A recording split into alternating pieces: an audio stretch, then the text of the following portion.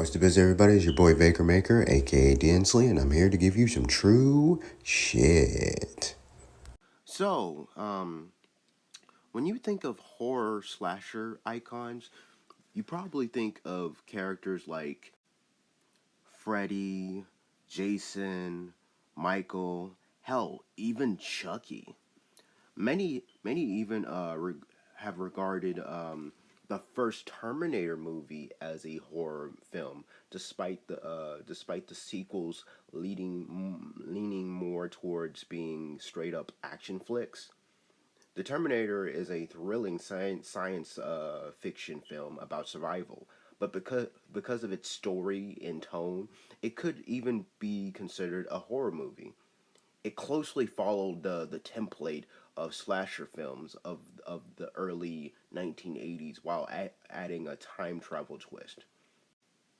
Well, there's a certain character whom I feel, while their story might not necessarily be classified as a horror story, it definitely has certain elements of them in the role he plays. They play in said story. The character I'm referring to is the main antagonist of the 1997 classic video game Final Fantasy VII. To quote Wind Mouse Handpan of Game Facts, I think Final Fantasy VII could almost be considered a pseudo horror RPG. Honestly, I mean, for the most part, it's not really horrific, but the general flow of things is kind of like a horror movie. How they typically have intense, creepy moments, then break away from the creepy for a while before building up to the next big scare. FF7 is similar in that it throws unexpectedly creepy moments and areas at you periodically before returning to a standard JRPG atmosphere, although it's still darker than many, for a few hours until it suddenly tosses another creepy area or moment at you unexpectedly. Unexpectedly for a JRPG at least. Granted, most of them are on the first disc, but still. End quote. Today, it's so easy to write the game off by saying its graphics have become outdated, but I think it's important to keep in mind the fact that for its time, the graphics as well as its gaming mechanics were considered revolutionary. Besides, I constantly see a lot of modern gamers being able to look past the character models being polygons and allowing the gameplay, the music, and the story to keep them captivated. These are just a few of many examples as to why FF7 is still one of the most influential games ever made.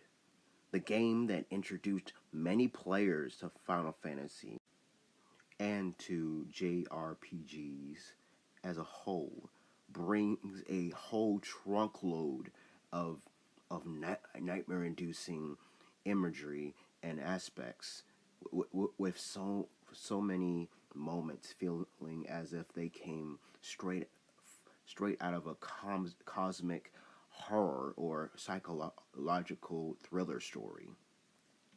Many of you who are familiar with the Final Fantasy franchise as a whole might argue that FF7 isn't the only one to have some events that feel like they're straight out of a horror movie. And yes, you would be correct, but from most of the Final Fantasy fans I've talked to, many of them would agree that there's very few games in the series that does it better than FF7 in terms of scaring the piss out of the gamers or just flat out creeping them out. Again, FF7's story isn't what I'd consider a part of the horror genre, but I'd be lying if I said the game doesn't borrow certain aspects of it, especially when it contains to as a character and his role in the game. In order for me to explain why, I'm gonna have to go into some heavy spoilers for a 25-year-old game. We good? Good. There is a lot of build-up in the OG game before. Okay. I'm gonna stop now. I'm not gonna be doing that the whole video. But there's a lot of build-up in the OG game before Sephiroth is first seen. Throughout the first portion of the game, which much like the 2020 FF7 remake game in its entirety, mostly consists in the city of Midgar. For this part in the story, we do not see Sephiroth at all, which is a huge contrast to the direction the remake decided to take. We do get a few moments mentioning his name here and there from different characters throughout the Midgar portion, but we don't even know what he looks like, nor much of Cloud's relation to this guy, leaving a huge amount of mystery surrounding this character. Each time he does get brought up in a conversation, the scene never gives away too much info, but leaves you intrigued enough to want to learn more about this Sephiroth fellow. One moment describes him as a great first-class soldier, and another states him murdering Tifa's dad. For this portion of the game, the Shinra company is treated as the main threat to the protagonist. Nearly every central character in the story has having to deal with its tyrannical rule over Midgar, or have been negatively affected by Shinra. In fact, a lot of the horrific elements in the game are thanks to the terrible experiments done by Shinra's scientist, specifically Hojo, whom, in my opinion, is the biggest scum in the whole game. Yet he has all the resources for his horrific experiments, thanks to people like President Shinra sponsoring, and all that stuff. Despite the game's main hero's best efforts, they failed to stop the evil company's plan to drop the Sector 7 plate, which crushed the town and killed Biggs, Wedge, and Jesse, along with tons of innocent civilians. They even managed to kidnap Aerith, which prompted Cloud, Barrett, and Tifa to go rescue their friend from Shinra's headquarters, only for them to eventually get captured and locked up themselves. Once they tried escaping after saving Aerith. Like I said, up to this point in the OG, Sephiroth has only gotten a few mentions, but never makes an appearance, which leads us to the scene I feel treats Sephiroth as a monster from a horror film the best, the blood trail scene.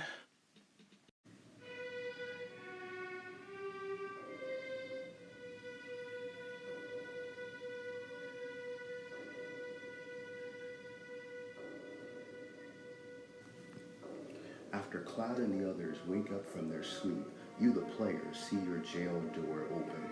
The haunting feeling of seeing red blood and dead bodies as you follow the trail, fighting weirder monsters, just to find the president with a sword through his back. With the surprise of Cloud and Tifa, who recognize the sword and knows exactly who it belongs to. When we find President Shinra's body, Palmer swears he saw Sephiroth claiming that Shinra would never have the promised land. It is very clear that everybody is afraid of this mysterious person. And the whole time this is going on, a very creepy-ass song is playing in the background, adding an extra layer of the horror factor to this scene. It's fittingly titled Trail of Blood, composed by Nobu Uematsu.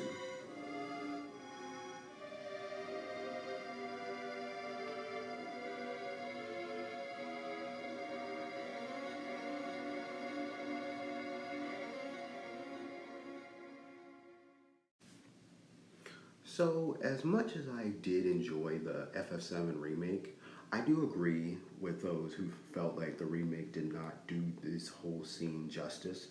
I mean, sure, we still got a really great rendition of the music, but thanks to what I can only assume was because of censorship, instead of getting red blood spread across the floors and dead bodies throughout the building, all we got was purple goo instead, which which which is implied to have come from Genova's head, which a Sephiroth clone took with him.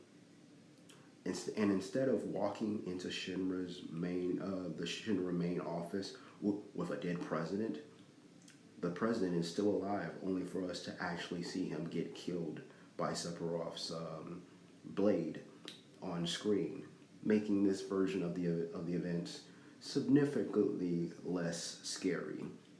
Granted, we do get to witness one of the Sephiroth clones transform into a Genova Dreamweaver, which of itself, along with the boss fight, was very creepy. But going back to the OG, once Cloud and the company had left Midgar and found a place to relax and calm, Cloud tells the party who exactly Sephiroth is and why he's a much bigger threat than even the Shinra company that created him in the first place. During Cloud's flashback, we got to see how this once aloof yet respected war hero turned into a murderous, ruthless, and vengeful lunatic with a god complex. He would go on to destroy Nibelheim, setting the town on fire and killing many townspeople before returning to the reactor to claim Genova's remains. We never actually see him do this. So I think it would be cool. I would really want for Square Enix to maybe, I don't know, release a novel or an OVA detailing exactly what he did to those townspeople. Giving us a scene of Sephiroth slashing innocent people during this event would make for a really cool short horror film or novel. You know, it would be cool. It'd be very gruesome, but cool.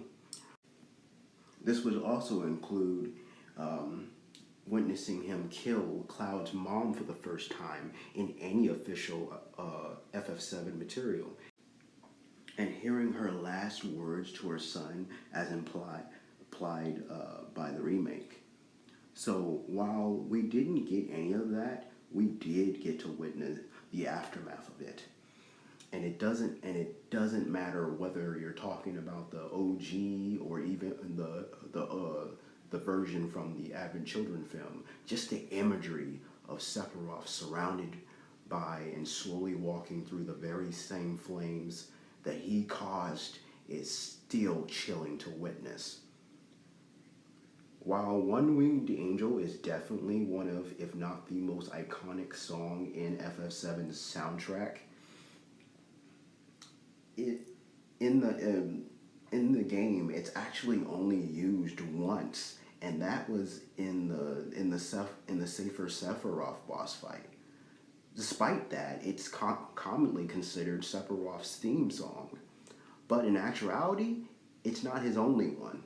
In fact, the one that is used the most frequently whenever Sephiroth does make an appearance in the game, and the one I think fits perfectly for the horror aesthetic, it is Those Chosen by the Planet. It has a creepy vibe to it, and is even used for the first time during the flashback. But I think it was used perfectly during Sephiroth's descent into villainy, which he gives his speech in the Shinra manner, as it matched well with the tone of the scene, as well as both the song and the scene itself is slowly building up to the part where things start to really pick up.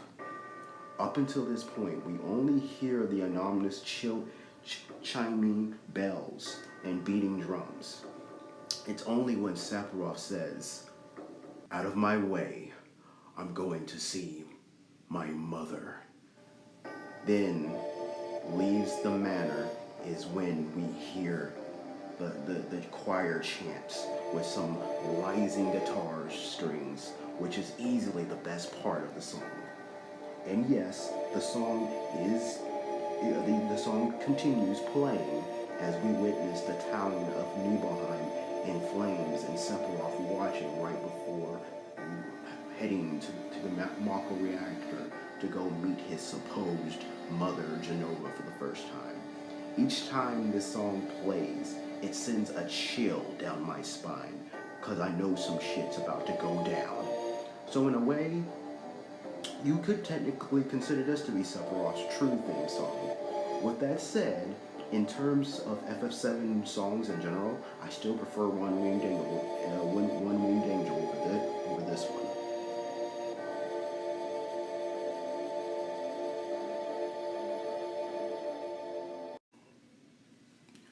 Now, sometime after the Nibelheim flashback, the players do encounter a Midgar Zolom and is forced to fight it, and has proven to be an extremely difficult to defeat for many players. And because of this, the game does give the player ways to avoid fighting this monster, either by riding a chocobo, which is fast enough to outrun it, or doing it on foot if the player is precise. Again, it's possible to defeat the Midgar Zolom, but just know that it won't be easy, and you'll need to do a lot of leveling up if you even hope to stand a chance against this thing. Regardless of what you end up doing, once the player traverses the swamp for the first time, you'll encounter a one-time field location named Martius, where a Zolom is impaled on a tree, leading the party to speculate the feat was done by Sephiroth. Basically, this is the game's way of saying that at this point in the story, you are nowhere near Sephiroth's level, especially if you did this effortlessly. Which, after knowing what we already know about this dude and the feats he's already accomplished so far, would not surprise me. Which further adds to the terror of Sephiroth, because we know we will eventually have to fight and beat this guy to finish the game. And at this point, much like Cloud and the rest of the party members themselves, you, the party, are most likely wondering to yourselves, how the fuck are we gonna do that? And to add to my point of Sephiroth being considered a horror villain, his character was even inspired by a horror classic. When the team behind Final Fantasy VII Remake sat down for an interview with a Square Enix blog, they received a question asking why they decided to change Sephiroth's introduction. And in response, producer Katase reiterated the inspiration behind Sephiroth's character. According to Katase, Steven Spielberg's hit movie Jaws inspired Sephiroth. Katase enjoyed the way the movie handled the shark. He liked how it didn't reveal the monster right off the bat, and instead built it up as this terrifying presence through indirect elements such as referrals made by the characters. Katase took this same approach with Sephiroth when it came to the original Final Fantasy VII, and the reason why the team didn't use the same method again in Final Fantasy VII Remake is actually quite simple. Sephiroth is just too famous a character now. The original game had the luxury of introducing FF7's cast with a clean slate. No one no one playing the game knew who the characters were. So it could build Sephiroth up the same way Jaws did the shark. But now Sephiroth's an anonymity is gone. Everyone knows who he is. Even people who've never played FF7 until Remake. So trying to build him up by hiding him, as Katase puts it, wouldn't work. So Remake didn't bother. Now, I do sort of understand that mindset, but I do feel like there is another reason as to why the developers went the route they did for Sephiroth in Remake. While some might be quick to just believe the much simpler and corporate reason, which is because Sephiroth is arguably the most iconic character in the FF7 series, and it wouldn't make much sense from a marketing perspective to have the first game in this FF7 remake project to not have him appear at all. While yes, that could be one of the reasons, I think there's another reason which I feel makes the most sense now. I had actually discussed what the reasoning was in a previous video of mine when I was reviewing the FF7 remake. I'll leave a link to said video in the description below if you're interested. But going back to what Katase's description of the shark from Jaws, it pretty much matches up to how Sephiroth was used for the FF7 story back in 1997. And while he may not appear in the game that much, whenever he did appear, he made shit happen. I honestly don't think there was ever a scene that he appeared in that game that ever felt wasted. Every Sephiroth appearance mattered. In fact, his most iconic moment, along with the Nibelheim incident, was him killing Aerith by stabbing the poor girl with his legendary Masamune sword. Yes, technically it was Jenova who did the deed in the form of Sephiroth, but it was Sephiroth's will controlling Jenova while his real body was sealed in the northern crater. So I definitely consider that a Sephiroth moment. So in conclusion, I wouldn't necessarily classify FF7 as a horror video game. It's more of a cyberpunk adventure role-playing game, which does offer a lot of horror elements in it, with its main villain at the center of a lot of its scary moments. Despite the game being limited to using polygon models for its characters most of the time, it does a really good job of making us terrified of this silver-haired swordsman, which is why I think Sephiroth not only makes for a great video game villain, but also a great horror villain for the Final Fantasy franchise, and should be feared and respected just as much as the horror movie icons are.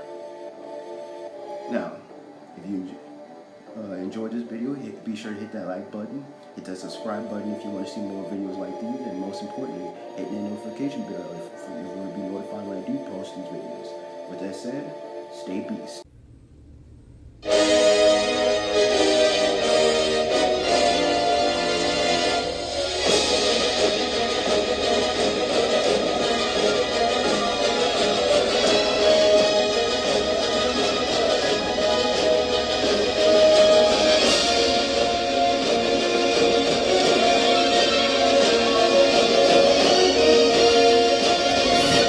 Good to see you, Cloud.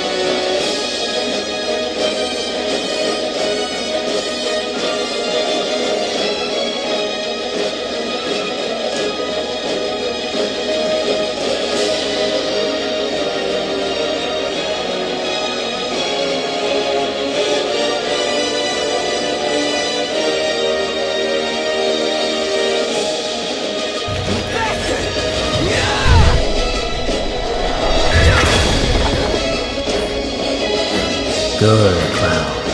Very good. Hold on to that hatred.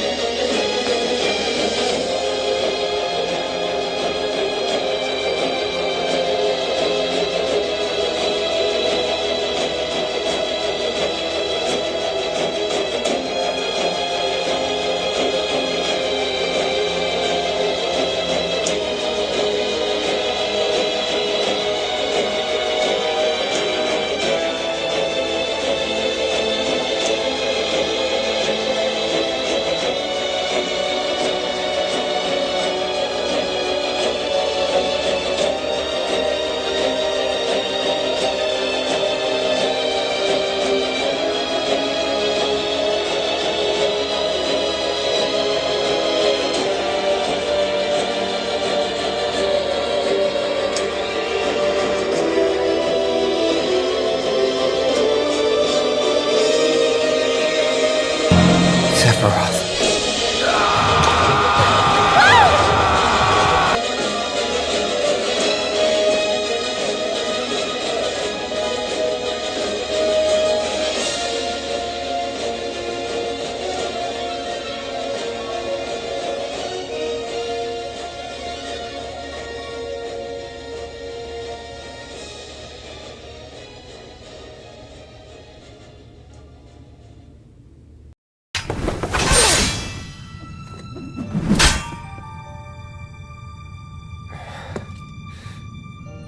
"7 seconds till the end. Time enough for you, perhaps. But what will you do with it? Let's see."